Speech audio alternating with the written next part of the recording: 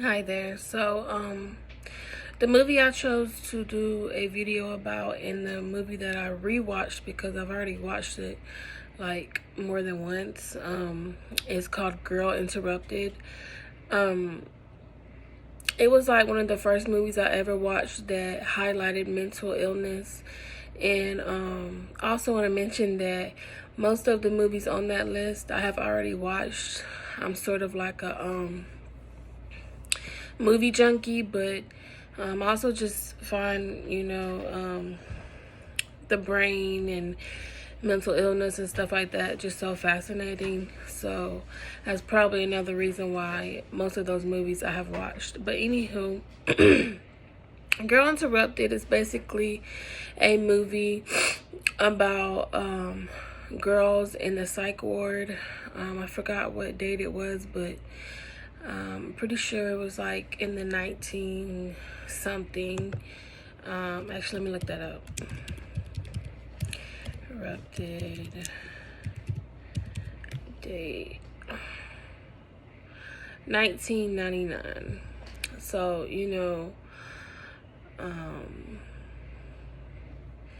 I'm not sure if that's the date the movie was set in or if that's when they made it. Okay. Yes, 1960s. There we go. So, the 1960s, back then they had psych wards and stuff. It starts out with this girl. She's very troubled. She goes to see a therapist. Her name is Suzanne. She tells the therapist that she loses track of time and she ends up somewhere else, like in her past life, while sleeping or even being awake. And she just tells him, like, I'm just so sad. And I'm trying to see if I can find one of the quotes in it because it's very funny what she said. One of her quotes is, "Crazy isn't being broken or swallowing a dark secret. It's you or me amplified. If you ever told a lie and enjoyed it, if you ever wish you could be a child forever." That's just one of her quotes. Another one is, one second. Because one of her symptoms of the disorder that they gave her was being promiscuous. And so she asks the lady, and how many girls would a guy my age have to sleep with to be considered promiscuous? 10, 20, 109. So some of her characteristics is that she's very she turns this way, I'll say. She turns very confident and aggressive during her stay because of another woman there. Her name is Lisa, and she's a sociopath, in my opinion. But Suzanne gets diagnosed with being borderline personality disorder and schizophrenia. So anyways, it starts out, she's talking to the therapist, and he basically is like a family friend of the mom and dad, and he's doing them a favor with seeing Suzanne. And he basically says she needs to go to the psych ward. And her mom is sitting in a car like across the street. She doesn't even come and hug Suzanne to say goodbye or anything like that. But anyway, Suzanne is suicidal. She's talked about it as a casual conversation with one of her lovers, or one of her main lovers. They was just laying in bed, and she says, "You ever felt like killing yourself," or something like that. And it was just very casual for her. And I think she got upset when the dude was like, "Okay, I'm out," She never knows what she's feeling. She just calls herself sad, but she's more than sad. She's a prolonged sad, Her mood, which is a prolonged state of mind, is sad. her moods change, and you know, it lasts for a long period of time, so it turns into depression. She tells the therapist she didn't try to kill herself. She just tried to make the shit stop. So she tried to make like the depression and the time jump stop, which more explanation on her time jumps. Like, she'll just be sitting there and like talking to the therapist, and something reminds her of something in her past, and like she goes there in her brain. She's impulsive. She would think the worst and see things as being bad. And then so when she gets there, she gets a tour of the psych ward by the one of the ladies who work there. And she starts looking around. She's seeing all these people, and it kind of highlights, you know, some of the things that are wrong with some of the other ladies. One girl has the side of her face burned, and so she goes to her room, and her roommate is come to find out, a pathological liar. So she asks her roommate, you know, what happened to so-and-so, because this one girl comes in and come to find out her name is Lisa. And she storms into the room where Suzanne is, and she's like, where is she, where is she, where is she? And she's asking where her best friend Jamie was, because Jamie used to live in the same room that they put Suzanne in. And come to find out, Jamie hung herself because Lisa left. You know, they were very close, they were very best friends, but come to find out, Jamie just got very manipulated by Lisa, because Lisa is very controlling, and, you know, I'll talk about that more later on. So Lisa seems very confident and even gives one of the nurses advice. She seems to run the place and is very outspoken and aggressive. I would even call her bully. The other girls are scared of her. She seems to think she's better than the others and calls them weak.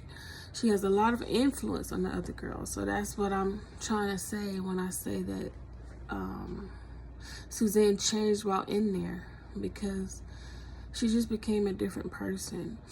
So I say that, you know, Lisa's a sociopath. She's rebellious. She has escaped the ward plenty of times. She only cares for herself and does not care who gets hurt in the process. Like, Suzanne was getting out, and she was upset that Suzanne was getting out instead of being happy for her. Even when Suzanne was about to get out, like, I think she chased her with a needle or something like that. And like, it's just horrible. I'm gonna tell you a story about what happens towards the end. But so Suzanne even starts to act like Lisa and does what she does. However, Lisa is still very likable. She's funny and friendly and sarcastic. She has her highs and lows where she is nice then really mean. So Daisy is another patient at the ward. And Daisy would have bulimia nervosa. She's addicted to laxatives, and she is also OCD. So one thing that is common, at least that I saw in the movie and in the book, was that people with bulimia nervosa, they're usually sexually assaulted by a family member. And Daisy was supposedly sexually assaulted by her own dad. And in the book, the girl that we read about was sexually assaulted by her adopted brother. So Lisa picks on Daisy a lot, you know. So she's bulimic because she would eat whole chickens, like 5 at a time. Then she would throw them under her bed, the carcass under her bed. And she would like trade pills, like she would trade Valium, or no, I think she needed Valium, but she would trade something for a laxative. She would be too embarrassed to eat in the cafeteria with the other girls. And she eventually commits suicide, but they all are suicidal.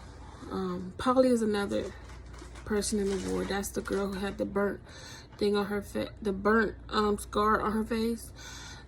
She caught herself on fire, and she now has burn scars on her face. She's depressed now because of her looks. And Daisy pretends she isn't sad, and Lisa is in denial of her condition.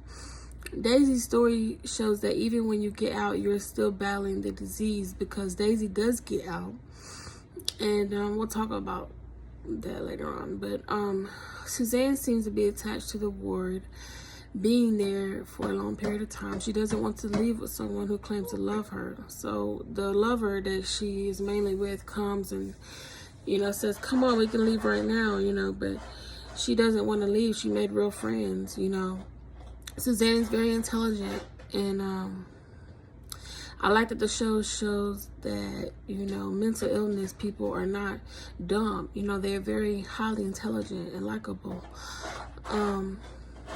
Suzanne gets very depressed and sedates herself with the medication she would save and not swallow.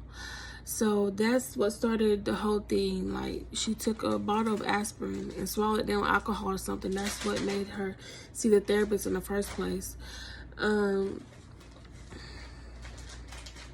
So Lisa has that power to make people gravitate towards her and follow her. She finds Suzanne and tells her to come with her. So they want to sneak out and go to Florida. But Lisa calls Suzanne by the wrong name and calls her Jamie. So you can see that Lisa is kind of either off her medication or, you know, she's confused. But anyways, the plans to go to Florida. On their way there, they crash at Daisy's place because, like I said, Daisy got out.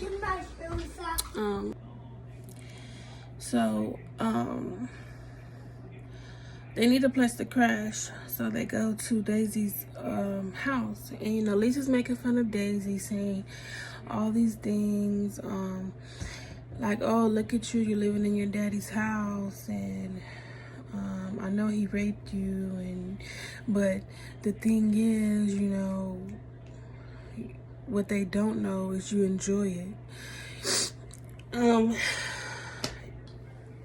Yeah, like I said, Lisa was a bully, you know. She says, she grabs Daisy's arm and says, look, you're still cutting yourself. Like, you're not better. The only thing that changed was your scenery. I believe although Daisy was always suicidal, Lisa's words and embarrassment just gave her the fuel, you know, gave her the reason to go ahead and kill herself, you know. Lisa's sociopathic behavior sent Daisy over the edge and gave her that extra courage to go through with it. She was faced with reality. From Lisa's words, she could not live with herself. The morning after, they found her hanging in her bathroom. And Suzanne kind of feels bad because the whole time this little incident was going on between Lisa and Daisy, she just kind of, you know, laid back, you know. She just didn't know what to say, didn't know what to do. But the morning after, at least she was the one who went upstairs to check on Daisy. And the song was playing like over and over, and she walked into the bathroom and there she is just hanging. It was so sad. And you know, it just goes to show you never really are healed. You can fake being healed. Well, I'm not gonna say you never really are healed, but you know, I think a lot of people with mental illness, you know, they pretend to be healed just to move on with life and try to be normal and fake to be normal, but they're still struggling inside, you know. So in this scene right here where Lisa finally goes up and she's not sad, you know, Suzanne is crying. Lisa's just like, oh, you know, she's just disgusted, like, oh, you know, she's so weak. You know, I think Lisa calls her weak. And that's another thing she kept calling them was weak. And it's like, Lisa, you're in the same boat. You're in the ward with them. You know, you're not better than anybody. You're not better than them. But that's what she thought. But there was also a scene at the ward where Lisa's like, nobody ever tells me anything, you know. Nobody ever comes at me or tells me about myself. I'm always the one to basically be the bully, but she wanted someone to be mean to her for once. She wanted someone to, you know, tell her darkest secrets and hit her where it hurts. And so Suzanne did do that, and she said, Lisa, you're already dead. you know, you're already dead. You have no emotion. And she said some other stuff, but I can't remember exactly. And that was the first time you ever saw Lisa really cry or have real emotion, was when Suzanne told her all those things about herself. So I guess sociopaths can have emotion, maybe only for themselves though. But anyway, so the scene where Daisy was up there hanging in the bathroom, Lisa shows no emotion. She just cackles and makes fun of Daisy even more, and then steals her money after she died. Like, wow, you know? So Suzanne's like, I'm not going with Lisa. She's actually crazy. So Suzanne returns to the psych ward and realizes she has to get better, you know. So she actually tries and she starts writing in her journal, and that's her way of getting it out, is writing. And oh, actually that scene happened after, I'm sorry, where Suzanne actually told her about herself. So the whole reason that all happened was because Lisa gets back to the ward too. You know, she never goes to Florida. She either gets caught or goes back voluntarily. But anyways, yeah, she gets caught and she gets dragged in there and they drug her and stuff.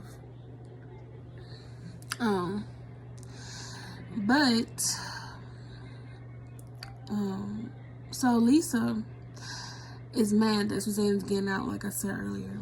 So she actually finds that journal that Suzanne has been writing in and reads it out loud. And they have this little place in the ward where all the women go, like, to hide out, and they even have like an old bowling alley thing down there. So she runs down there, and Suzanne wakes up and she's like hearing Lisa reading her words out her journal, like interrupting her privacy and getting the other girls mad because Suzanne wrote about them. And Suzanne had to remind the other girls, you know, like, this isn't how I really feel. It's just how I express through writing, you know. It's not how I really feel. But